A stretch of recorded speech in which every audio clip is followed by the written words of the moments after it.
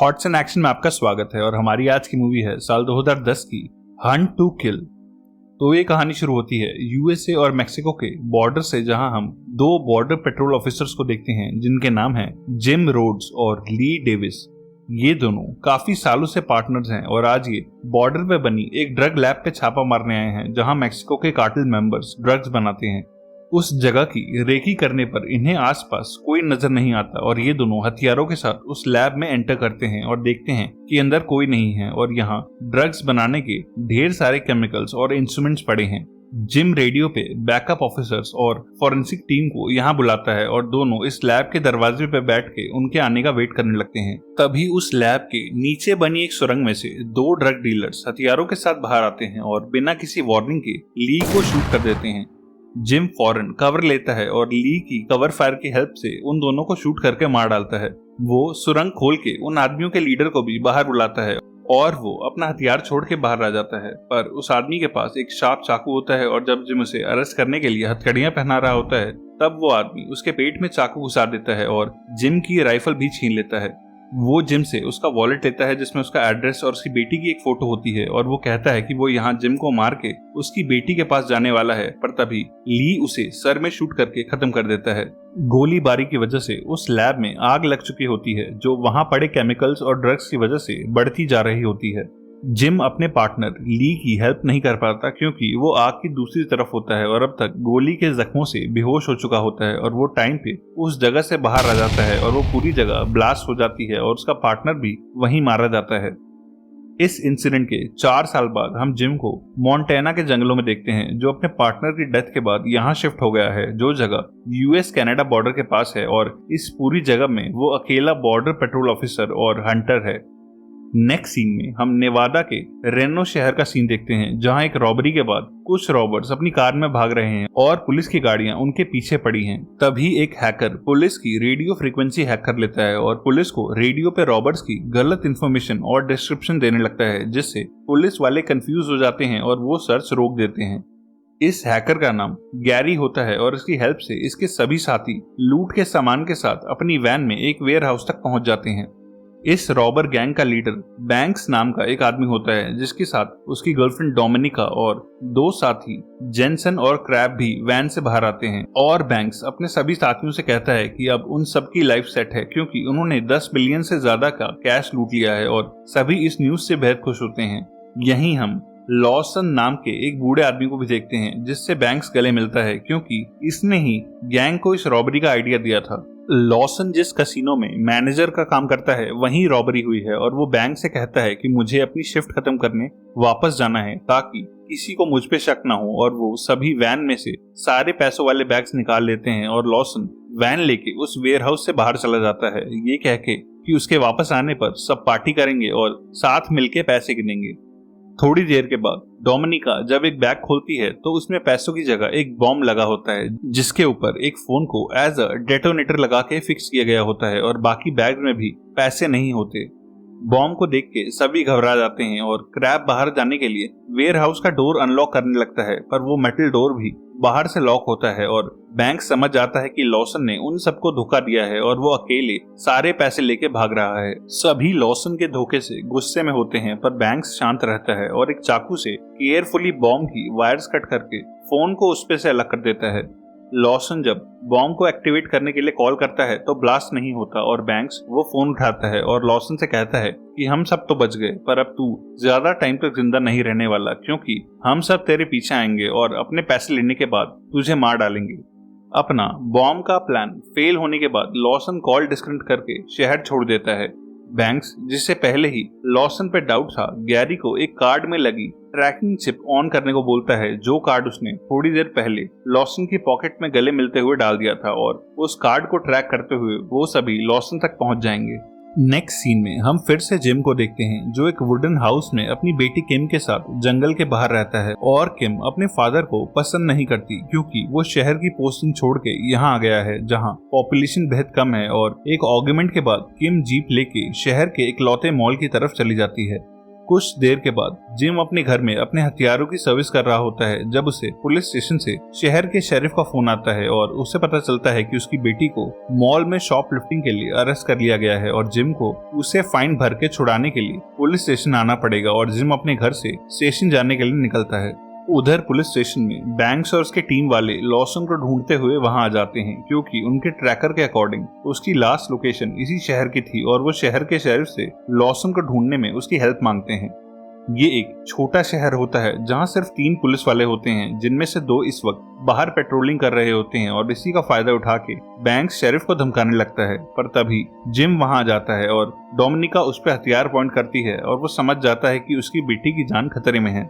Crab पीछे से आके जिम पे अटैक भी करता है पर जिम तुरंत उसकी हैंडगन छीन के उसे काबू में कर लेता है और बैंक समझ जाता है कि जिम उनके काम का आदमी है और वो उसे अपने साथ लॉसन को ढूंढने जंगल में चलने को बोलता है क्योंकि जिम को जंगल के रास्तों की नॉलेज होती है। जिम के मना करने पर बैंक्स शेरिफ को शूट कर देता है और जिम समझ जाता है कि ये लोग उसकी बेटी को भी मार सकते हैं, इसलिए वो उनके साथ जंगल में चल के लॉसन को ढूंढने के लिए मान जाता है। जिम को काबू में रखने के लिए ये उसकी बेटी को भी प्रिजनर बना के अपने साथ ले चलते हैं और जंगल की एंट्री पे इन्हें लॉसन की कार और उसमें पड़ा वो कार्ड मिलता है जिसे ये ट्रैक कर रहे थे, जिसका मतलब लॉसन जंगल के अंदर गया है और अब इतने बड़े जंगल में उसे ढूंढने में सिर्फ जिम इनकी हेल्प कर सकता है। डोमिनिका किम को एक रस्सी से बांध के अपने साथ चलाने लगती है और थोड़ी दूर चलने के बाद जिम को एक चीख सुनाई देती है और वहां पहुंच के वो देखता है कि डोमिनिका बेहोश पड़ी है और क्रैब उसकी बेटी के साथ जबरदस्ती कर रहा है। जिम क्रैब को अपनी बेटी से दूर हटाता है और कुछ ही मिनटों में उसके हाथ और पैर की 2 हड्डियां तोड़ देता है जिससे वो नीचे गिर के रोने लगता है। तभी बैंक्स और उसके आदमी वहां आके जिम को रोकते हैं और ये देख के कि क्रैब ने डोमिनिका पे हाथ उठाया है और एक लड़की की वजह से ग्रुप का टाइम वेस्ट किया है, बैंक्स नाराज होता है और उसके कहने पर जेनसन उसे शूट करके मार देता है और ये लोग फिर से आगे बढ़ने लगते हैं। रात होने पर जिम सबको रुकने के लिए कहता है और सभी आग जला के रेस्ट करने लगते हैं। बैंक्स अपनी रिवॉल्वर दिखाते हुए किम को अपने और डोमिनिका के बीच में सोने के लिए बोलता है और इसके अगेंस्ट बोलने पर जेनसन एक लकड़ी से हिट करके जिम को बेहोश कर देता है क्योंकि वो इस ग्रुप में फिजिकली सबसे पावरफुल होता है। सुबह होने पर सर्च दोबारा शुरू होती है और जिम के बताए हुए रास्ते को फॉलो करते हुए उन्हें जंगल में एक मैप और एक सिगरेट का बॉक्स मिलता है जो लॉसन पीता है और उन्हें थोड़ा आगे चलने पर एक रिसेंटली बुझाई हुई आग भी मिलती है जिसका मतलब वो सही रास्ते पे हैं और लॉसन से कुछ घंटे पीछे चल रहे हैं। जिम बैंक से कहता है कि अब तुम मेरी बेटी को छोड़ सकते हो क्योंकि हम सही रास्ते पर हैं और मैं तुम्हें तुम्हारे टारगेट तक जरूर पहुंचा दूंगा। पर बैंक्स किम को आजाद करने के लिए मना कर देता है क्योंकि वो किम के पुलिस या फॉरेस्ट गार्ड के पास जाने का रिस्क नहीं ले सकता। तभी उन्हें एक हंटर की डेड बॉडी दिखाई देती है जो जिम की पहचान का आदमी होता है और यहाँ अक्सर जानवरों का शिकार करने आया करता था। इस हंटर का सामना कुछ घंटों पहले लॉसन से हुआ था जिसने इसे शूट करके मार डाला था और जिम बैंक से कहता है कि ये हमारे लिए अच्छी न्यूज नहीं है क्योंकि इस हंटर के सारे हथियार मिसिंग हैं, जिसका मतलब वो सारे हथियार अब लॉसन के पास हैं जिनसे वो हम पे अटैक कर सकता है। जिम ये भी रियलाइज करता है कि उसके हंटर फ्रेंड ने जरूर मरने से पहले लॉसन को इंजर्ड कर दिया होगा जिसके खून के कुछ निशान भी उसे मिलते हैं और उन्हीं को फॉलो करने के बाद एक छोटे से वाटरफॉल के पास उन्हें लॉसन दिख जाता है जो एक गोली लगने से इंजर्ड होता है और अब कहीं नहीं भाग सकता। बैंक उससे पैसों के बारे में पूछता है पर लॉसन स्मोक करता हुआ कहता है कि मैंने पैसे कहीं छुपा दिए हैं जिसे तुम कभी नहीं ढूंढ पाओगे और डोमिनिका बैंक से रिवॉल्वर लेके गुस्से में उसे सर में शूट करके मार डालती है।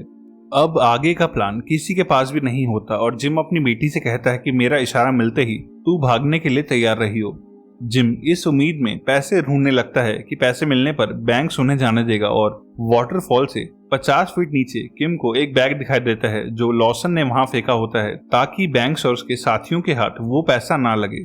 गहरी हाइट और जान का खतरा होने की वजह से बैंक्स वो बैग लाने का काम भी जिम को ही देता है और जिम एक रस्सी के सहारे वो बैग लेने नीचे जाता है और केयरफुली वो बैग नीचे से लेके ऊपर तक आता है पर बैग मिलते ही गैरी उसकी रस्सी तोड़ देता है और बैंक्स उस पर गोली चलाता है जिसकी वजह से जिम खाई से नीचे वाटरफॉल में गिर जाता है और डोमिनिका और जेनसन किम को भी अपने फादर को बचाने के लिए जाने नहीं देते क्योंकि अब जंगल से बाहर जाने का रास्ता सिर्फ किम को पता होता है, इसीलिए बैंक्स उसे नहीं मारता और अब ये सभी वापस जाने के लिए किम को फॉलो करने लगते हैं। अब गैरी भी क्रैब की तरह किम से बदतमीजी करने लगता है, पर अपने फादर की मौत से वो काफी गुस्से में होती है और वो उसके मुंह पे थूक देती है, जिसपे गैरी उसे पंच मारता है। पर बार बार एक लड़की को पिटते हुए देख के डोमिनिका से देखा नहीं जाता और वो गैरी से भिड़ जाती है और उसे बुरी तरह पीटने के बाद उसकी टांग तोड़ देती है। बैंक्स भी गैरी के बिहेवियर से तंग हो चुका होता है, इसीलिए वो उसे वहीं छोड़ के आगे बढ़ जाते हैं, क्योंकि अब उन्हें इस पैसे के बस 3 हिस्से करने होंगे। उधर हम जिम को देखते हैं, जो गोली लगने के बाद भी जिंदा बच गया होता है और नदी के किनारे तक पहुंच जाता है। रात होने तक वो किसी तरीके से जंगल के रास्तों पर वापस आ जाता है और देखता है कि उसे पेट में एक गोली लगी है और वो अपने उस जख्म पे एक कपड़ा बांध लेता है। जिम को ऊपर लटकता अपने फ्रेंड का एक बैग दिख जाता है, जिस बैग में से उसे शिकार करने वाला एक क्रॉस बो मिलता है, पर उस बो में कोई एरो नहीं होता और जिम खुद लकड़ियों से कुछ शार्प एरोज बनाता है और प्लान करता है कि वो बैंक्स और उसके आदमियों को इस जंगल से जिंदा बाहर नहीं जाने देगा। जिम का पहला शिकार गैरी बनता है, जो पीछे रह गया होता है और अपने पास एक हैंडगन होने के बाद भी गैरी उसका सामना नहीं कर पाता और जिम किसी कार्डबोर्ड की तरह उसमें एरोज से होल कर देता है। सुबह होने तक जिम बैंक के करीब आ जाता है और वो जेंसन पे भी क्रॉस बो से हमला करता है, जो स्मोक करने के लिए पीछे रुक गया होता है। पर जेंसन एक एक्सपीरियंस फाइटर होता है और एक लकड़ी के एरो से उसे कुछ खास डैमेज नहीं आता और जेंसन और जिम के बीच में एक इंटेंस फाइट होती है, जहां दोनों एक दूसरे को बुरी तरह मारते हैं और कोई भी हार नहीं मानता। इन दी एंड जिम एक लकड़ी का टुकड़ा जेंसन के पेट में घुसा देता है और फाइनली वो मारा जाता है।